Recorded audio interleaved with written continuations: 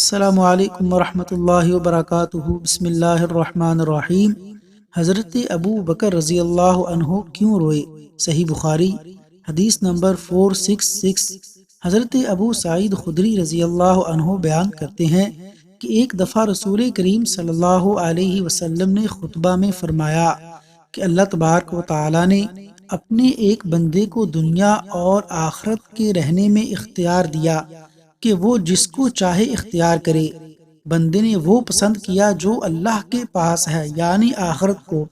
یہ سن کر حضرت ابو بکر رضی اللہ عنہ رونے لگے۔ میں نے اپنے دل میں کہا کہ اگر خدا نے اپنے کسی بندے کو دنیا اور آخرت میں سے کسی کو اختیار کرنے کو کہا اور اس بندے نے آخرت پسند کر لی تو اس میں ان بزرگ کے رونے کی کیا وجہ ہے؟ لیکن یہ بات تھی کہ بندے سے مراد رسول اللہ صلی اللہ علیہ وسلم ہی تھے، اور ابو بکر رضی اللہ عنہ ہم سب سے زیادہ جاننے والے تھے۔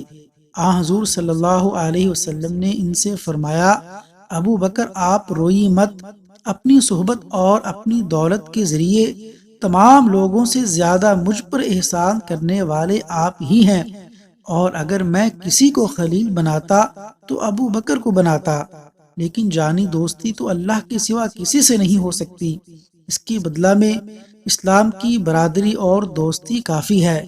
مسجد میں ابو بکر رضی اللہ عنہ کی طرف کے دروازے کے سوا تمام دروازے بند کر دیے جائیں۔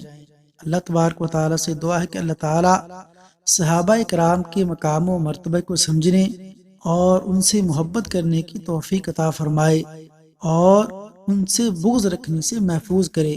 آمین یا رب العالمین۔